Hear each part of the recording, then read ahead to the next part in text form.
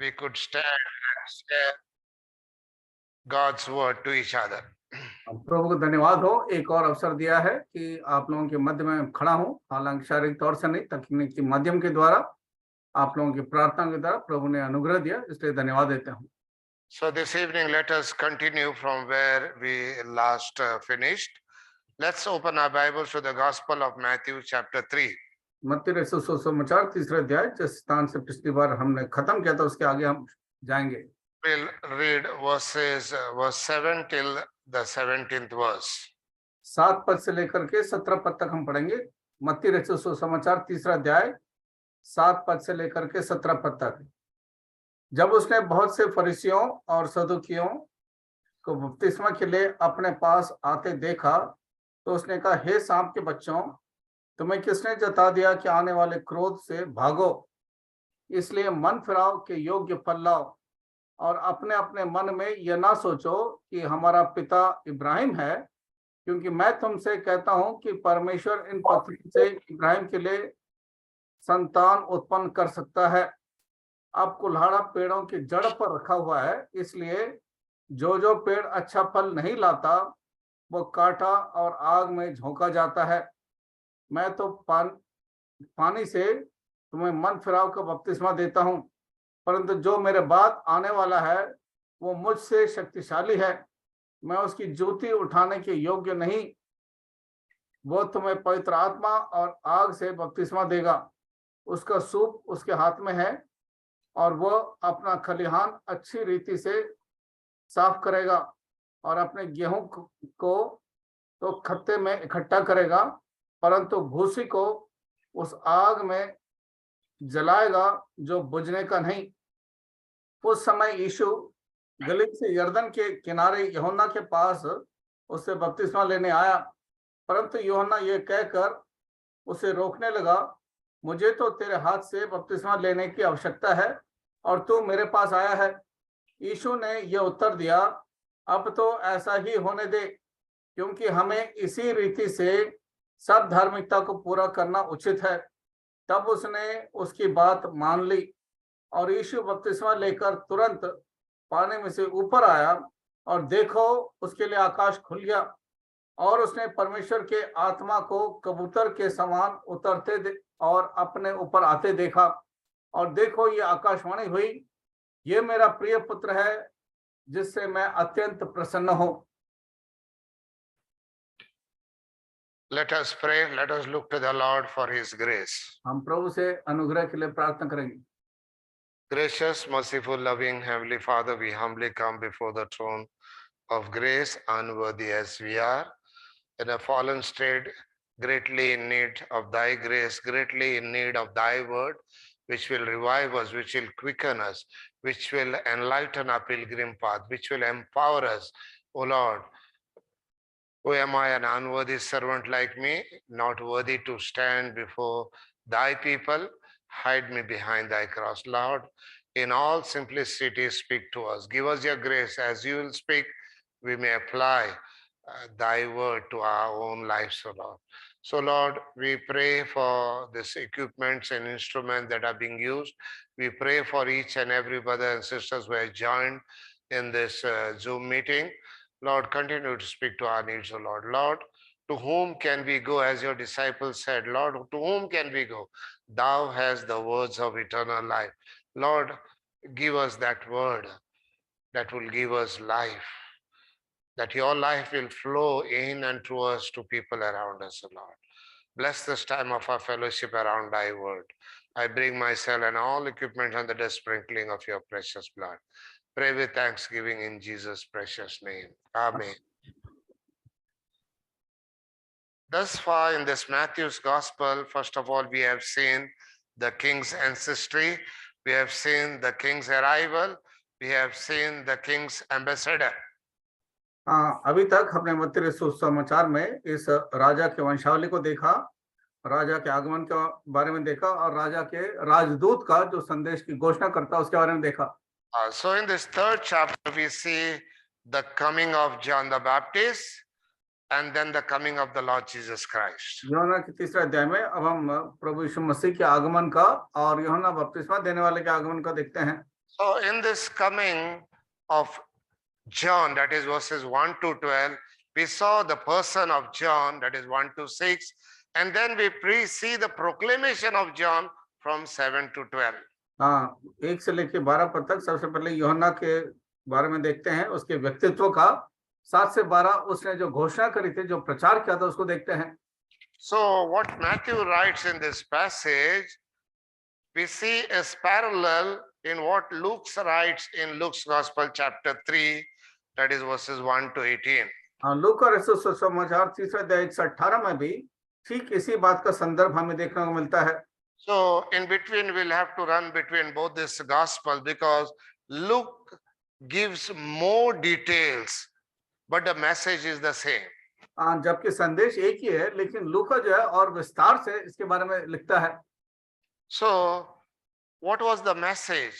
It was a call to repentance and baptism. संदेश क्या था कि पश्चाताप करें और बपतिस्मा के विषय में। An inner change of mind and heart with an outward act that corresponds to that change. मन के और हृदय के बदल जाने से उसका हम प्रकटीकरण करते हैं बपतिस्मा में। So John's preaching was simple and his message was limited to the most essential thing.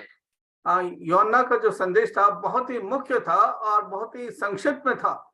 So his ministry was with boldness and courage, was with power. Matthew presents 4 elements of his ministry. मत्ती रसूल सुसमाचार में यूहन्ना की सेवकाई के बारे में 4 विषय लिखा है कि कितना हियाव था, निडर था, बड़े सामर्थ्य के साथ उसने प्रचार किया। So we'll see these 4 aspects. First we see the congregation to whom he preached. सबसे पहले उस मंडली को देखेंगे, भीड़ को देखेंगे जिसको उसने संदेश दिया। So 7th verse, but when he saw many of the Pharisees and Sadducees come to his baptism, he said unto them, O generation of vipers. So we see here his congregation that came to him consisted of Pharisees and Sadducees, whereas if you look in Luke, there are publicans, he speaks to soldiers, he speaks to the general multitude and whosoever that came to him. जबकि मत्ती रसूल सुसमाचार में लिखा फरीसी और सदूकी को उसने संदेश दिया, लेकिन यही भाग में लूका रसूल सुसमाचार में देखते हैं वहां पर आम आदमी भी और बहुत सारे सैनिक भी और तमाम किस्म के लोग हैं। So the majority, the part of the people who came, there were many Pharisees and Sadducees whom John singles them out for a warning and rebuke. जबकि बहुत सारे लोग थे इस भीड़ में, लेकिन फरीसी और सदूकियों को जो है वो खास रीति से उनको चेतावनी देता है। So we need to understand among the Jews there are 3 groups or sects of people or Jews. यहूदियों के मध्य में 3 अलग-अलग किस्म के लोग हैं वहां पर। First is the essence. This most of them were those who belong to this sect, they mostly were unmarried and they adopted children. जबकि उसमें एक वर्ग था जो शादी नहीं करते थे, लेकिन उन्होंने बच्चों को गोद ले रखा था। This essence or essence, how you pronounce it, they mostly lived in isolated places like the Qumran caves and so forth. ये वो वर्ग के लोग थे जैसे कुमरान जैसे गुफा में ये लोग रहते थे। And mostly on the northeast part of the Dead Sea. और जो डेड सी है उसके उत्तरी भाग में रहते थे। So they spent much time copying the scriptures. उन्होंने बहुत समय बिताते थे वचन को लिखने में, नकल मारने में। The second major group was the Pharisees. और दूसरा जो वर्ग के लोग थे वो फरीसी लोग थे। So they were the major mainstream in Judaism. Judaism में जो है ये काफी मुख्य लोग थे, बड़े किस्म के। They were renowned for this certain thing. They wanted, that people should notice them, should admire them, and honor them and respect them, especially in public places. और फरीसी इस किस्म के लोग थे, वो चाहते थे कि वो जाने जाएं, मशहूर हो, उनका नाम बड़ा हो और प्रसिद्ध जाने जाएं। Jesus exposed them as doing all the deeds to be noticed by men.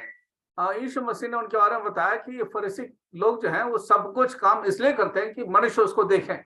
So these Pharisees, they loved the places of honor at banquets, at greetings, and the chief seats in the synagogue, and in and respectful greetings from people. हाँ, ये फरीसी लोग जो है आराधनालय में बड़े मुख्य और ऊंचे ऊंचे पदों पर बैठने के लिए और लोगों से नमस्कार पाने के लिए और नाम कमाने के लिए जो है बड़े जाने जाते थे। So this Pharisees, they wanted the people should call them as rabbis. हाँ, ये फरीसी लोग चाहते थे कि लोग उनको रब्बी करके कहें। So literally the word Pharisees means separated ones. इसका मूल अर्थ है फरीसियों का कि अलग किए हुए लोग हैं। So they always look down with other common Jews. या दूसरे शब्दों में ये दूसरे जो यहूदी लोग थे उनको नीचा देखते थे। Their loyalty was mostly to the traditions and to their own influence and prestige. वो अपने रीति रिवाज में और अपने नाम के लिए जो है वफादार थे, जाने जाते थे। In regarding their beliefs, they believed in God's sovereignty. उन्होंने परमेश्वर की ऐश्वर्यता को मान लिया था They believed in divine destiny. और ये भी मानते थे कि परमेश्वर ने जो जो निर्धारित कर रखा है वो But अंत में ठीक है। they considered themselves to be super spiritual, but their हाँ spirituality was only external in nature. उनकी अपनी आत्मिकता जो है केवल बाहरी तौर से दिखावा था, लेकिन अपने आप को ऐसा समझते थे जैसे बहुत से So जो the है गंभीर व्यक्ति बड़े हैं। third group of Jews is the Sadducees. और तीसरे किस्म के यहूदी वर्ग था सदुकी लोग। So they were known to be more liberal. They were compromisers, and both religiously as well as politically. वो नैतिकता में और जो है धार्मिकता में समझौता करने वाले लोग थे। So they claim to accept the law of Moses as the one of supreme authority and only authority, and discount the legalistic Pharisees. उन्होंने जो है वो कहते थे कि जो मूसा की जो व्यवस्था है वही एकमात्र उपाय है और जो फरीसी लोगों की शिक्षा थी उसको नहीं मानते थे। So in the New Testament, we see these Sadducees closely associated with the chief priest. सदुकी लोग जो है जो महायाजक थे उनके साथ इनके बहुत बड़ा नजदीकी का संबंध देखते हैं।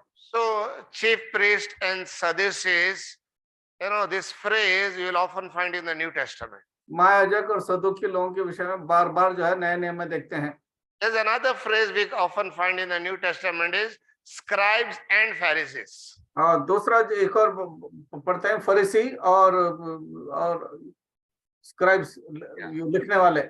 These scribes denied the existence of angels, the resurrection, and the most spiritual in nature, those things, spiritual things. ये शास्त्री लोग जो है स्वर्गदूतों का और दूसरे अन्य बातों को जो इनकार कर देते। So these are a grouप of people, they lived only for the present tense. ये शास्त्री लोग थे केवल वर्तमान के लिए जीवन बिताते थे। So they were lesser known than the Pharisees. तो फरीसी से इनको कम जाना जाता था शास्त्रियों These को। Sadducees were mostly wealthy. With Ananias, they had the temple franchise given to them. सदुकी लोग जो है थोड़े धनवान थे, अमीर किस्म के थे क्योंकि वो आराधनालय का भाग इनको दिया गया था देखरेख का। For the Jewish festival, when the Jews from other countries would come, they had the franchise to exchange money or to sell the sacrificial animals. This franchise was given to Sadducees, as a result of which they were very rich. आराधनालय में जो है इनको जो है ये काम दिया जाता था जब दूसरे स्थानों से लोग यहूदियों के पर्व के लिए आते थे, because काम को दिया गया। They charge exorbitantly for their services, and because of the wealth and the temple racketing and the affiliation with the Romans, the Sadducees were less popular among the Jews. सेवा के मामले में बहुत अधिक पैसा वसूल करते थे और रोमी सरकार के लोगों के साथ रहते थे, इसलिए ये ज्यादा प्रसिद्ध नहीं थे। So both these groups, Pharisees and Sadducees, had their members among the scribes, and they were represented in the priesthood and in the Jewish high council. फरीसी और सदुकी लोग जो हैं, जो आराधना के मुख्य भाग थे, वहां पर इनका स्थान था। तो So साथ से उनके संग these Pharisees expected rewards in heaven, while the Sadducees expected blessings right on this earth itself. फरीसी जो है स्वर्ग में अपना इनाम के लिए थे, लेकिन सदुकी लोग तो इस पृथ्वी में ही अपना इनाम चाहते थे। So we see this both groups of people coming for baptism, and some of them were very curious. They perhaps thought that John was a prophet, as many of the people believed, and this they wanted to use for their own advantage. हाँ, बहुत सारे फरीसी और सदुकी जो है बपतिस्मा लेने के लिए आए थे। वो सिर्फ अपना नाम कमाने के लिए, प्रसिद्ध होने के लिए जो है बड़े इच्छुक थे।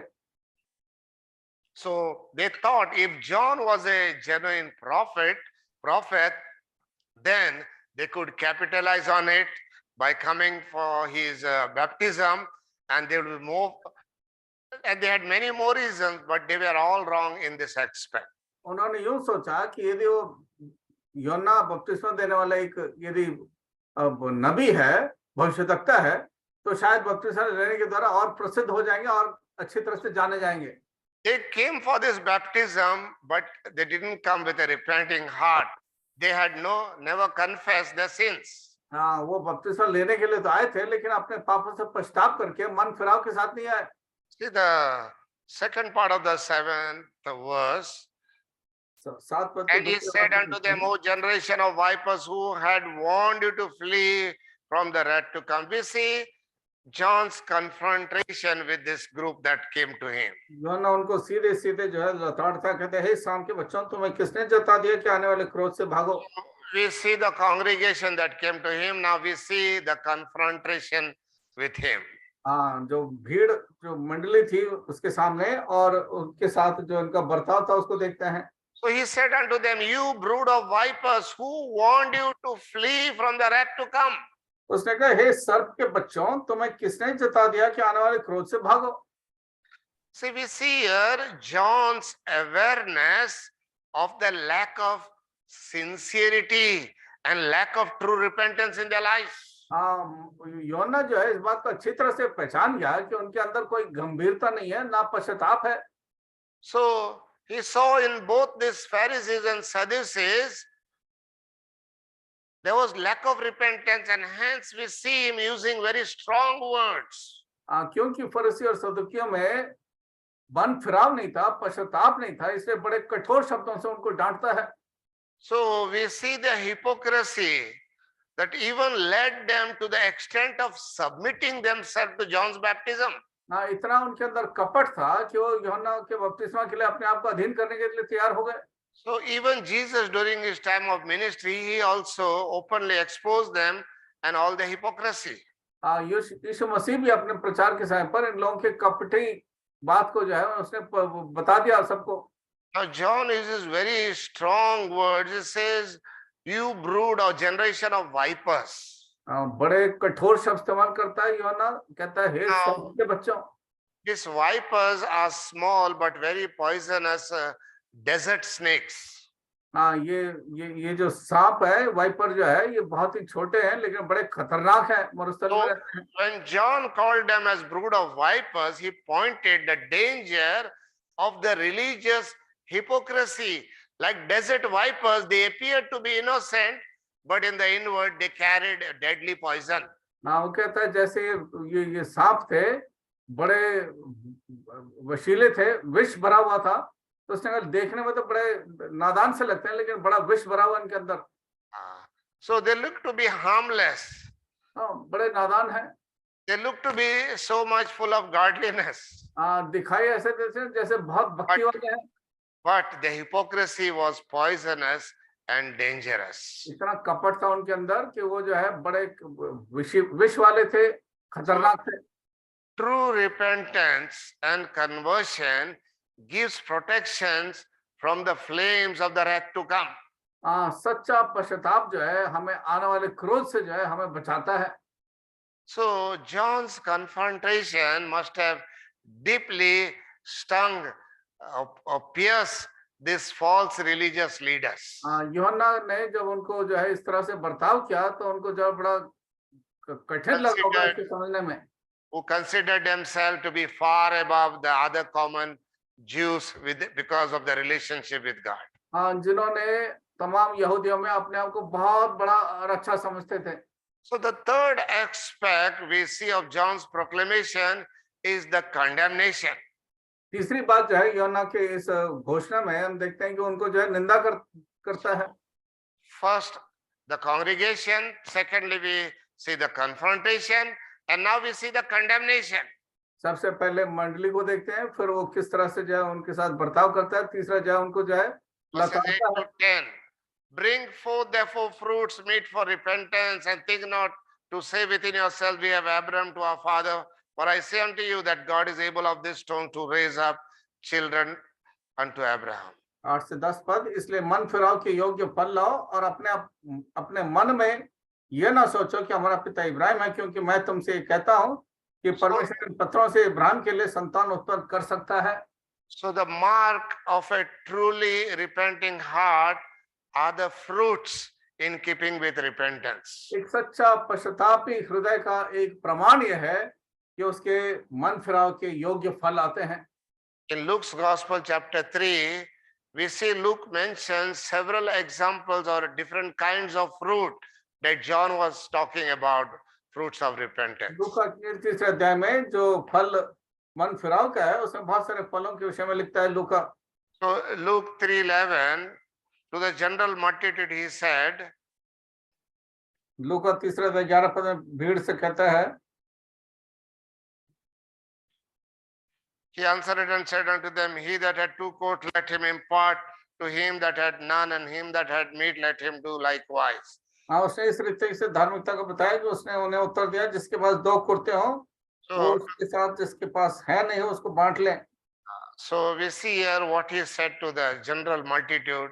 Then the 13th verse we see what he said to the publicans or tax collectors. हाँ, जो चुंगी लेने वाले थे, 13 पद में उनके लिए कुछ और कहता है लूका। Then the 14th verse we see he is speaking to the soldiers. और 14 पद में सिपाहियों से बात करता है। What fruit was he expecting from them? Do not take. हाँ, कैसा फल उनसे उम्मीद रखता मन फिराव का। And the soldiers likewise demanded of him, saying, and what shall we do? And he said unto them, do violence to no man, neither accuse any falsely, and be content with your wages.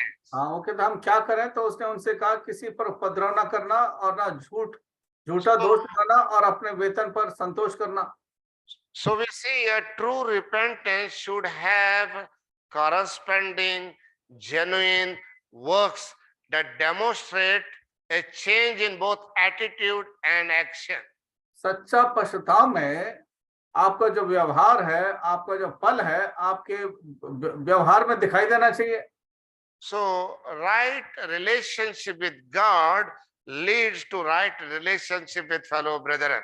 सच्चा संगति परमेश्वर के साथ जो है वो इस बात का प्रमाण देता है आपके संगी विश्वासियों के साथ जैसे संबंध है।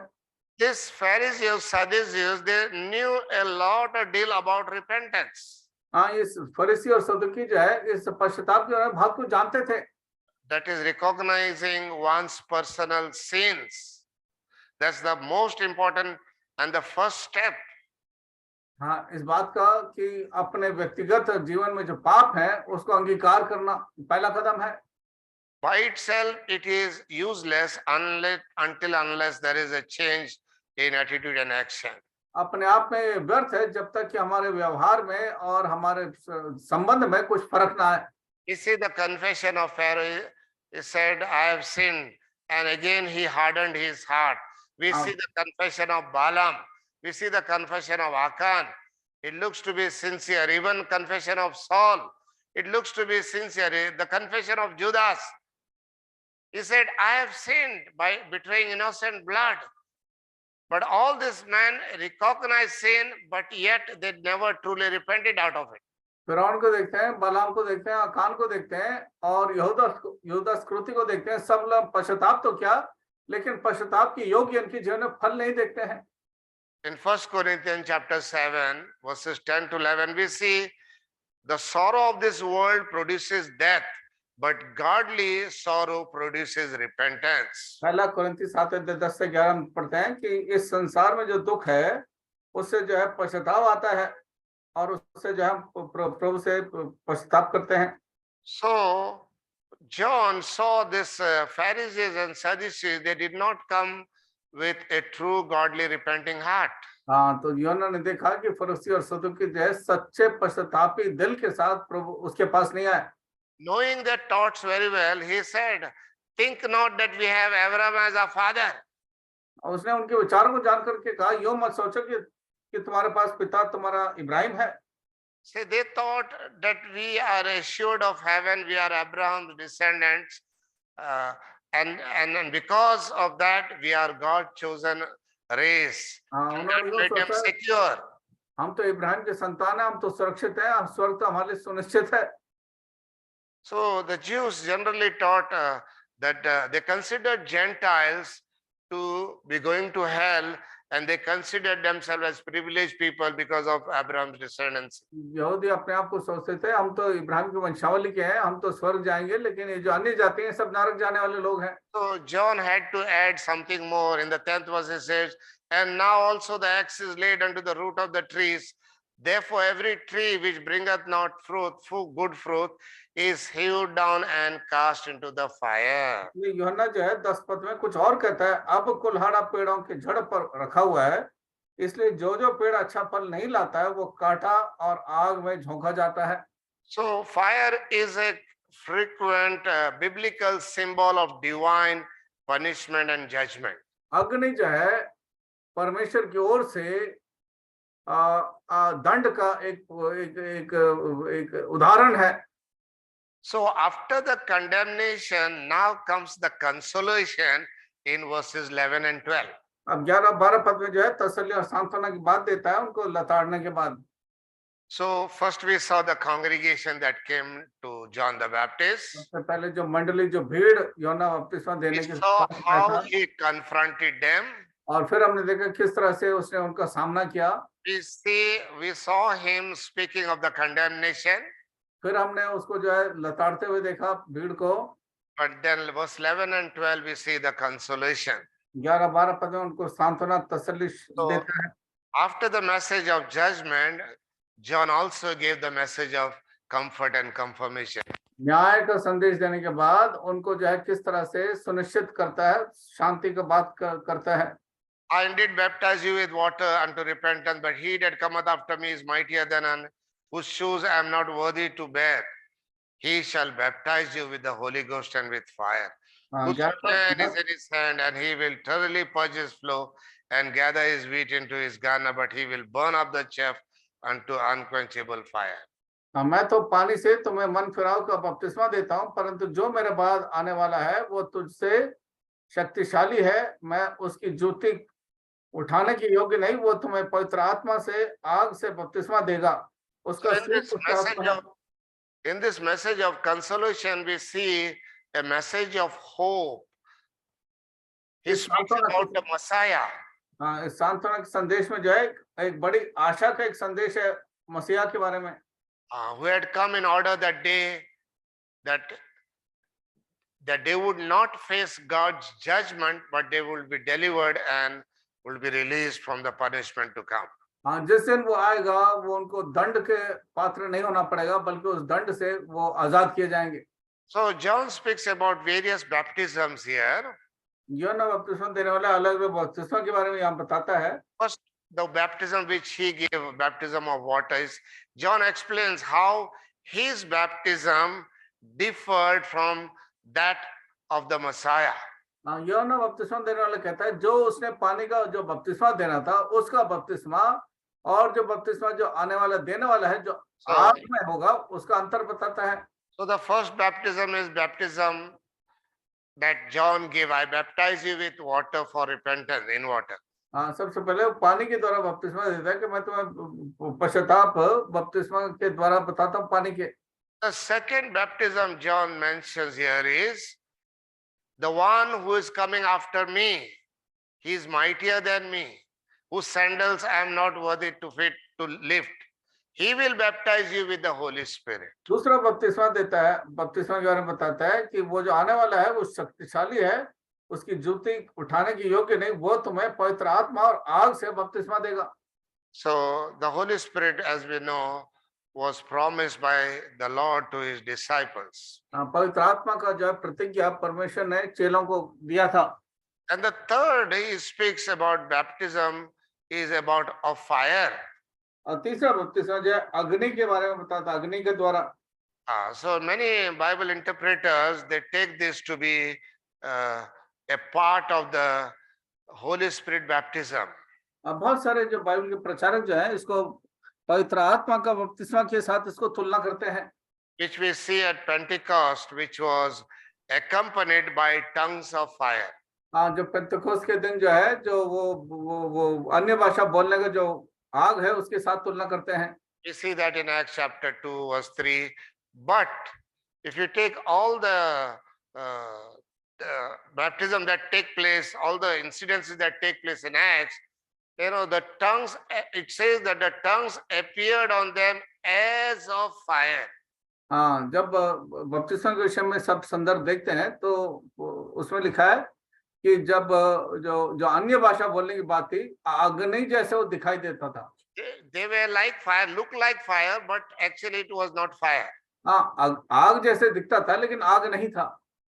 Then we see other incidences that take place in Acts, say Acts 10:44, then the 11th chapter 16th verse, and then 8:17, 19:6. We see Cornelius and his household, they were baptized, but no fire was present. प्रेरितों के हम 10:44, 11:16 में और कुरनेलियुस के जीवन में वहां पर देखते हैं कि वो जो है वहां पर आग के बारे में चर्चा नहीं है।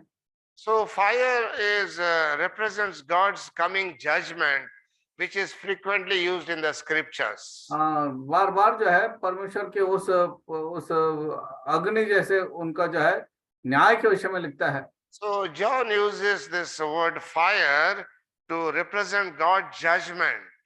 परमेश्वर के न्याय को बताने के लिए यूहन्ना जो है बार बार इस शब्द का अग्नि का इस्तेमाल करता है। So mentioning the fire at the same time, John again comforts those who believe. He says, like a farmer who winnows with a fork the threshing floor, and he gathers his wheat into his barn, but will burn the chaff with fire. हाँ, जबकि अग्नि के साथ तुलना तो करता है लेकिन आगे जो है किसान के साथ उसकी तुलना करता है कि खलिहान अच्छी रीति से साफ करेगा गेहूं को और जो खत्ते में इकट्ठा करेगा गेहूं को और भूसी को आग में जलाएगा। So as I said, this third chapter we divide into two parts. First is the coming of John. तीसरे अध्याय को दो भागों में बांटते हैं, एक तो यूहन्ना का आने के बारे में। So in this first part, coming of John, we see the person of John and we see the proclamation of John. यूहन्ना के व्यक्तित्व को और उसके उस घोषणा को, संदेश के बारे में पढ़ते हैं। So in this proclamation of John, we saw the congregation that came to him. We saw the confrontation with those people that came to him. We saw the condemnation that John spoke about, but also at the same time, we have seen the consolation that also John spoke about. भीड़ जो उसके सामने आई थी और भीड़ को किस तरह से उसने डांटा, चेतावनी दी और फिर किस तरह से उसने उनको लताड़ा और फिर किस तरह से उसने शांति और सांत्वना की बातें उनसे कही, सारी बातें देखते हैं। So in the second part now we see the coming of Jesus Christ. दूसरे भाग में प्रभु यीशु मसीह के आगमन के बारे में देखते हैं। Verses 13 to 17. 13 पद से लेकर के 17 पद तक। So here we see the coronation or anointing of the Lord Jesus Christ, though Matthew doesn't use that word coronation. जबकि मत्ती इस शब्द का इस्तेमाल नहीं करता कि उसका अभिषेक किया गया, लेकिन यही बात यहाँ पर देखने को मिलता है। Yet from verses 13 to 17, in this passage we see the divine commissioning of the king. 13 से 17 में इस राजा का स्वर्ग की ओर से अभिषेक के बारे में देखते हैं। So we saw this gospel writer Matthew. He writes about the king's ancestry. He writes about his arrival, his adoration, his attestation, and then his ambassador, and now his announcement, and now his anointing. अब मत्ती रसूल प्रभु यीशु मसीह के आगमन के विषय में, उसके घोषणा के बारे में, उसके राजत्व के बारे में, अब जो है उसके अभिषेक के बारे में पढ़ते हैं। From now on, Jesus' ministry and work will begin. अब से परमेश्वर की यीशु मसीह की सेवा आरंभ होती है। From this day on, the Son of Man would call no place on this earth as his home, but was to move about fulfilling his mission for which he had come. अब से यीशु मसीह इस संसार में कोई अपना स्थान नहीं है, लेकिन जो सेवा के लिए आया था उस सेवा को पूरा करते हुए देखते हैं। So here now in this passage 13 to 17, we see the Messiah King is manifested publicly for the world to see and to know who the King of Kings is. 13 से 17 के विषय में देखते हैं किस तरह से उसको संसार को घोषणा किया गया, किस प्रकार से वो इस पृथ्वी पर परमेश्वर को प्रकट करने आया। So John the Baptist had prepared the way for the king, and now the king himself appears for his coronation or anointing. यूहन्ना बपतिस्मा उस राजा के विषय में घोषणा करता है, वो राजा स्वयं जो है अब उसका अभिषेक किया जा रहा है। John mentions three aspects of the anointing of the King of Kings. यूहन्ना जो है उस राजाओं के राजा के अभिषेक के बारे में 3 विषय बताता है। Verses 13 to 15. 13 से 15 में First part we see the baptism of the Son of God. परमेश्वर के पुत्र का बपतिस्मा के विषय में देखते हैं।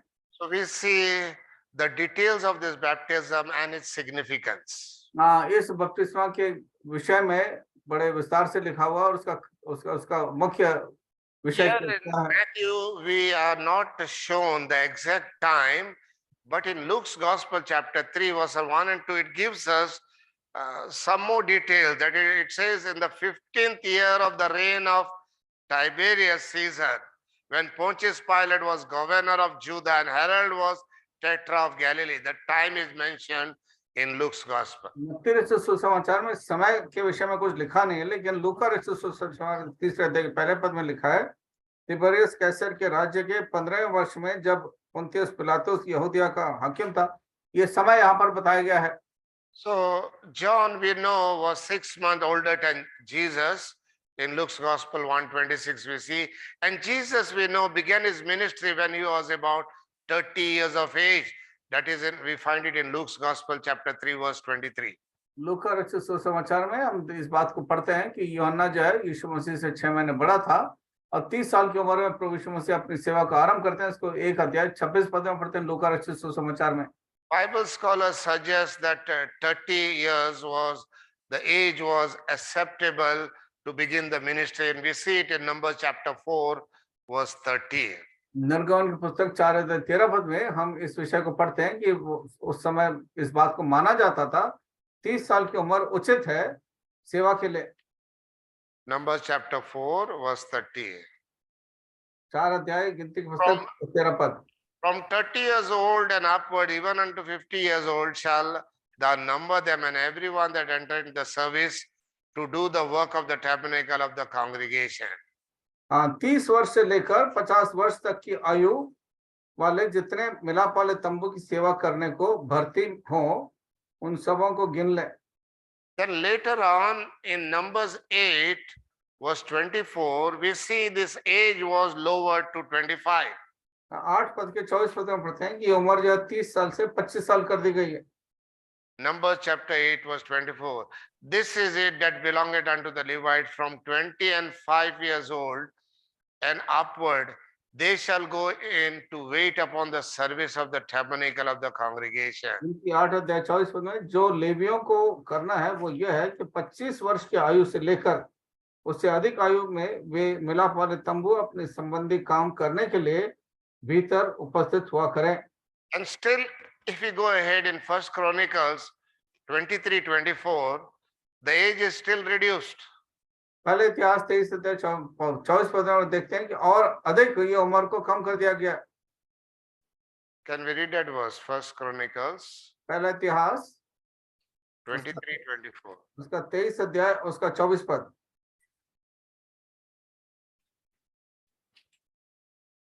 This were the sons of Levi after the house of their fathers, even the chief of the fathers, as they were counted by number of the names of their posts, that did the work of the service of the house of the Lord, from the age of 20 years and upwards.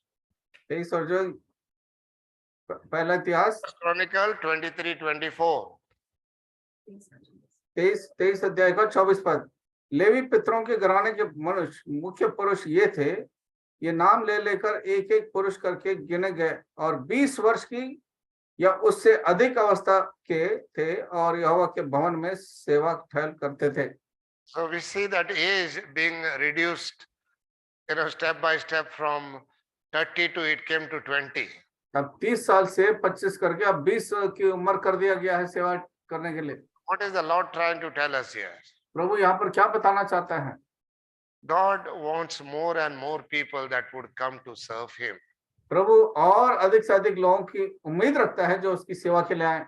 Many times we think after I finish my after my retirement or so forth, after I accomplish my certain goals in life, then only I will come to serve the Lord. कई लोग सोचते हैं कि मैं अपनी सारी उम्र की जो मेरे मुख्य बातें हैं, विषय, जिम्मेदारी उसको पूरा करके उसके बाद मैं सेवा के लिए आऊंगा। So we see how God is reducing the age that people will come and serve Him. देखिए किस तरह से परमेश्वर जो है आयु को कम करता चला जाता है ताकि और अधिक लोग सेवा में आए।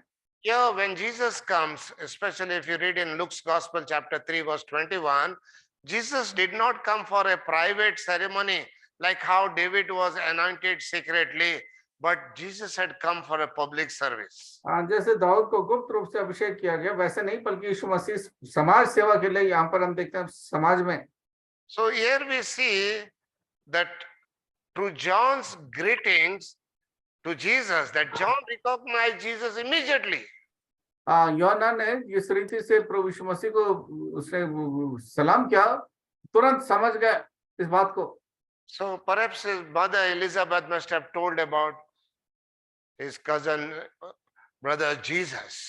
हो सकता है एलिजाबेथ ने जो उसको बताया होगा यीशु मसीह के बारे में यूहन्ना को।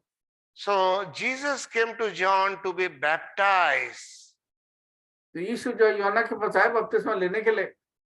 So John not only knew Jesus' human identity, but he also knew Jesus' divine identity.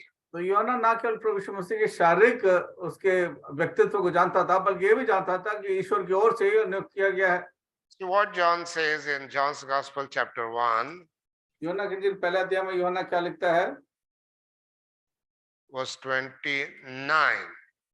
यूहन्ना की इंजील पहला अध्याय। Next day, John seeth Jesus coming unto him and said, Behold, the Lamb of God, which taketh away the sins of the world. यूहन्ना रचित सुसमाचार 1 अध्याय 29 पद, वो कहता है, दूसरे दिन उसने यीशु को अपनी ओर आते देखकर कहा, देखो ये परमेश्वर का मेमना है जो जगत का पाप उठा ले जाता है। So John knew both his human identity as well as his spiritual identity. यूहन्ना जब प्रभु यीशु मसीह के शारीरिक अवस्था को और परमेश्वर के भेजे हुए व्यक्तित्व को जानता था। John knew that Jesus was God's own anointed Messiah who came to fulfill God's redemptive purpose. यूहन्ना इस बात को जानता था परमेश्वर की ओर से नियुक्त अभिषेक प्रभु यीशु मसीह है जो उद्धार के कार्य को पूर्ण करने के लिए भेजा गया है। We see John's first response. जो पहला उसका जवाब है यूहन्ना का, क्या देखते हैं? Verse 14, but John forbade him, saying, I have need to be baptized of thee, and comest thou to me? तो कहता, मुझे तो आवश्यकता है कि तुमसे बपतिस्मा लूं, लेकिन तू मेरे पास आता है। I need to be baptized by you. हाँ, मुझे तो आवश्यक है कि मैं तुमसे बपतिस्मा लूं। See, his baptism was of confession of sins and repentance. हाँ, उसका बपतिस्मा जो है पापों से पश्चाताप करके बपतिस्मा लेने का था। But Jesus had no sins to confess or to be forgiven. लेकिन यीशु मसीह को कोई क्षमा मांगने की आवश्यकता नहीं थी, ना तो पाप को क्षमा करना था। John's baptism was for those who turned away from their sin and therefore came for or arrived to take baptism at the arrival of the great king. यूहन्ना जो है उन लोगों को बपतिस्मा देता था जिनको अपने पापों से पश्चाताप करने की आवश्यकता थी और जो उस राजा के आने के इंतजार में थे। So John acknowledged Jesus as the Lamb of God who had come to take away the sins of the world. यूहन्ना इस बात को मान लेता है कि प्रभु यीशु मसीह वो परमेश्वर का मेमना है जो जगत के पाप को उठा लेने के लिए आया है। What Jesus says in the 15th verse, Jesus himself explains. He said, permit, Jesus answering said unto him, suffer it to be so now, for thus it becometh us to fulfill all righteousness. यूहन्ना तीसरा अध्याय 15 पद में मत्ती रचित सुसमाचार में कहते हैं, यीशु ने उसके उत्तर दिया, अब तो ऐसा ही होने दे, क्योंकि ये हमें इसी रीति से सब धार्मिकता को पूरा करना उचित है। So it was necessary for us to fulfill all righteousness for God's plan to be perfectly fulfilled. यह आवश्यक है कि हम सारी धार्मिकता को परमेश्वर की मनसा के अनुसार उसको पूरा करें। Secondly, it was given as an example of obedience to his followers. और दूसरा उसके उसके चेलों के लिए एक आज्ञाकारिता के विषय में एक नमूना था। Thirdly, his baptism acknowledged that John's standard of righteousness was valid. तीसरा ये बात है कि यूहन्ना ने जो धार्मिकता के लिए जो स्तर नियुक्त किया गया था वो ग्रहण योग्य था। And it was confirmed as the will of God to which men are to be subject to. और फिर परमेश्वर की इच्छा ये प्रकट है इसमें कि मनुष्य को इस विषय के लिए अपने आप को आज्ञाकारी करना है। So Jesus himself had to take this baptism not because he had to repent of his sin, but Jesus came into this world to identify with man. And to identify with man is to identify with man's sin also. यीशु मसीह अपने आप को इस मनुष्य के साथ तुलना करने के लिए आया था कि वो अपने आप को उसने इस बपतिस्मा में भी उसने इस बात को धार्मिकता को मानने के लिए दे दिया।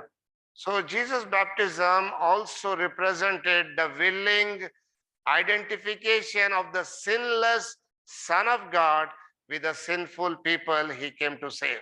निष्पाप परमेश्वर के पुत्र ने मनुष्य जो पापी है उसके साथ एक होने के लिए अपने आप को कर दिया उसने। So this was the first act, the first step in the redemptive plan that he came on this earth to fulfill. सबसे पहला कदम इस उद्धार के बात को समझाने के लिए प्रभु यीशु मसीह ने जाहिर किया, प्रकट किया। So he who had no sin took his place among those who had no righteousness at all. जिसने पाप नहीं जाना, नहीं किया, उसने उन लोगों के साथ अपना संबंध किया जो जिनमें कोई धार्मिकता ही नहीं थी। So Jesus' baptism was not only a symbol of his identity with sinners, but was also a symbol of his death and resurrection, and therefore a figure of Christian baptism. मसीह यीशु का बपतिस्मा लेना मनुष्य के साथ अपने आप को एक करना और फिर उस पुनरुत्थान का और जी उठने का जो है ना एक प्रमाण था। So let us quickly go to this passage. So we saw the baptism of the Son of God. परमेश्वर के पुत्र के बपतिस्मा के विषय में देखा। Then in the 16th verse we see the anointing of the Spirit. 16 पद में पवित्र आत्मा के द्वारा अभिषेक को देखते हैं। And Jesus, when he was baptized, went up straightway out of the water, and lo, the heavens were opened unto him, and he saw the Spirit of God descending like a dove and lighting upon him. और यीशु बपतिस्मा लेकर तुरंत पानी में से ऊपर आया और देखो उसके लिए आकाश खुल गया और उसने परमेश्वर के आत्मा को कबूतर के समान उतरते देखा। So John's baptism and later on the Lord's disciples' baptism represented cleansing and washing from sin. यूहन्ना का बपतिस्मा और बाकी बाद में जो बपतिस्मा था वो उस पाप से शुद्ध करने के एक प्रमाण है।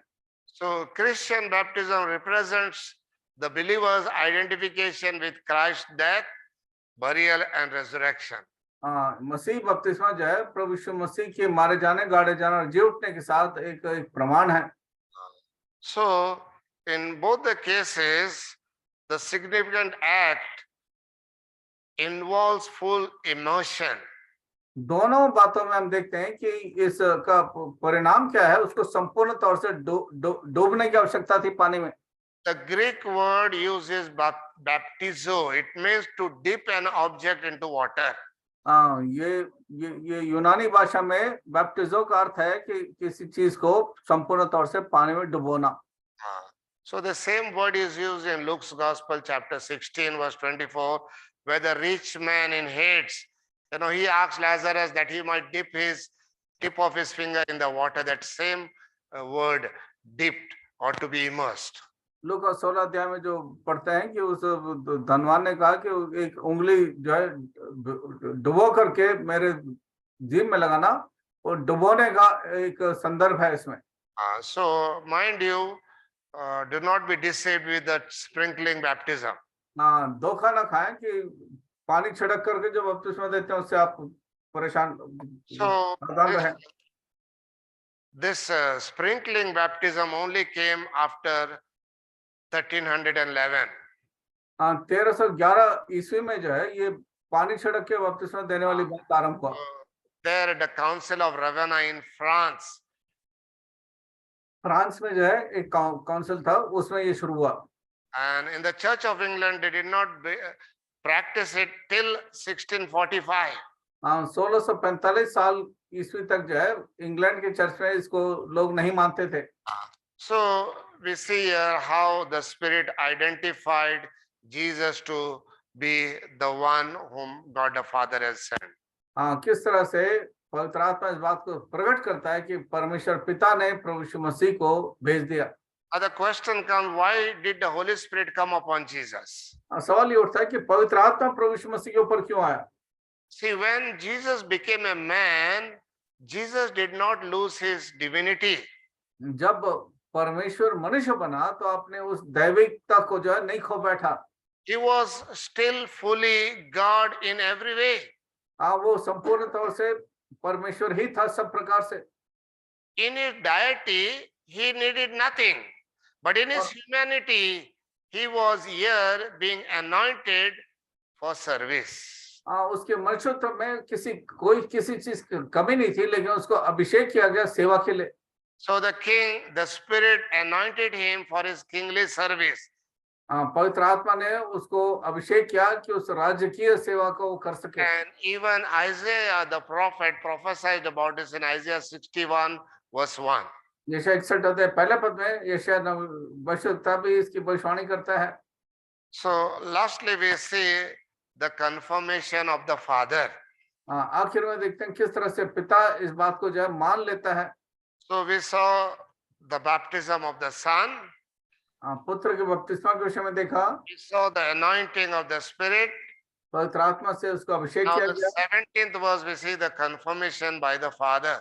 And 17 a voice from heaven saying, "This is my beloved Son in whom I am well pleased." 17 पद में पिता इस बात का प्रमाण देता है कि मेरा प्रिय पुत्र है जिससे मैं प्रसन्न हूँ। We see here all the Trinity, the complete Trinity participated in Jesus' baptism. हाँ, ये त्रिएक परमेश्वर जो है तीनों ने इस बपतिस्मा में हिस्सा लिया। See, the Son had confirmed his own kingship by what he said in the 15th verse. जो उसने 15 पद में कहा था कि वो पुत्र है, इस बात का प्रमाण देता है। It is fitting for us to fulfill all righteousness.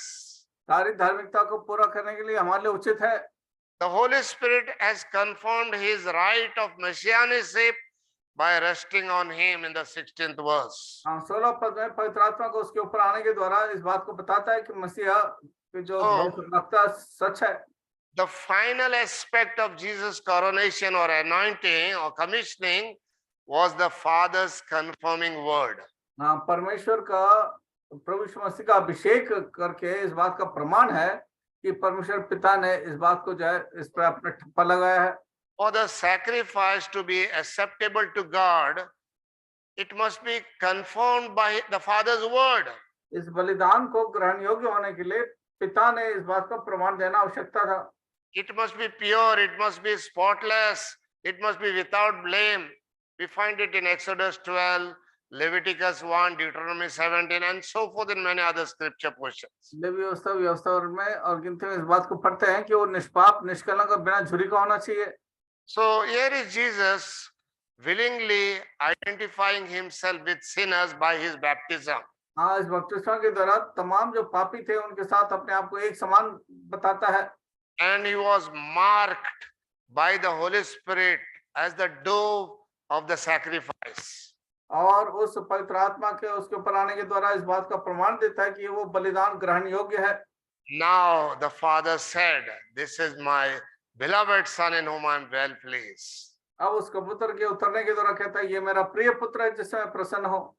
So no other Old Testament sacrifice, no matter how carefully they selected those animals, पुराने नियम में they had never been pleasing to God. हाँ, पुराने नियम में जितने बलिदान बलि किया गया, चाहे बहुत ध्यान से उन्होंने बलि के बकरे को चुना होगा, लेकिन कोई भी बलि परमेश्वर के ग्रहण योग्य नहीं था। It was not possible to find an animal that did not have any blemish. ये संभव नहीं था कि कोई ऐसा उनको बलि मिले जिसमें कोई कलंक या झुर्री ना हो। Not only that, but the blood of those animals was only symbolic in nature, for it is impossible for the blood of bulls and goats, as Hebrew 10 says, Hebrew 9:12 says, to make the sacrifice that Jesus made on the cross of Calvary. इन जानवरों के बलिदान के द्वारा उस को ग्रहण योग्य नहीं था वो बलि, वो खून जो परमेश्वर के पुत्र का था। So thus the sacrifice of Jesus that he would make on the cross with his precious blood as of a lamb, unblemished, spotless, the blood of Christ, as 1 Peter 1:19 says. पहला पत्रस पहला अध्याय 19 पद के अनुसार जैसे प्रभु यीशु मसीह का बलि चढ़ाना उसका जो है ग्रहण योग्य था। So that is why God could say he was well pleasing with the perfection of Jesus, that he is well acceptable to me. इस कारण परमेश्वर ने इस बात को कहा कि ये जो बलि है ये मेरे ग्रहण योग्य है। So only in his son could the Father be pleased. केवल उसके पुत्र के बलिदान से ही पिता प्रसन्न रहता है। As a perfect and final sacrifice for the sins of all mankind. हाँ, सारे मनुष्य के जाति के लिए सबसे ग्रहण योग्य एकमात्र बलिदान प्रभु यीशु मसीह का। God the Father will find no imperfection in him. परमेश्वर पिता ने उसके God the Father अंदर was देखा। fully delighted in him. हाँ, परमेश्वर पिता संपूर्ण तौर से उससे प्रसन्न था। So, my dear brothers and sisters, we saw the arrival or the coming of John. Thereafter, we saw the coming of Jesus Christ. हाँ, यूहन्ना बपतिस्मा देने वाले आने का विषय में और फिर मसीह यीशु के आने के विषय में हमने देखा आज। So, the coming of John, we saw the person of John, we saw the proclamation of John. हाँ, यूहन्ना के व्यक्तित्व को देखा और उसने जो घोषणा करी थी, संदेश दिया था, उसके विषय में देखा। And thereafter we see the coming of Jesus Christ. उसके पश्चात हमने प्रभु यीशु मसीह के आगमन के विषय में देखा। In that we saw the baptism, though he did not have to go to baptism, but to identify with us as sinners. हाँ, the baptism of the Son of God. हाँ, परमेश्वर पुत्र के इस बपतिस्मा के द्वारा उसने अपने आप को परमेश्वर का पुत्र होते हुए भी मनुष्य के साथ अपने एक समानता को उसने प्रदर्शित किया। And we see the triune God there, the Trinity. We see the Holy Spirit of God descending upon him. हाँ, परमेश्वर पवित्र आत्मा का त्रिएक परमेश्वर का उसके ऊपर उतरते देखते हैं। We see the confirmation, the final word of the Father. This is my beloved Son in whom I am well pleased. और परमेश्वर स्वयं जो है इस बात की गवाही देता है, ये मेरा प्रिय पुत्र है जिससे मैं प्रसन्न हूँ। Can God testify about us?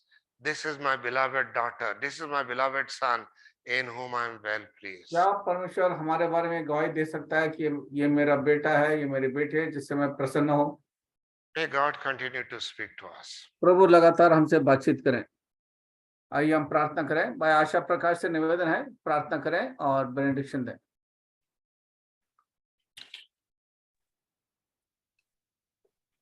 आइए प्रार्थना करेंगे।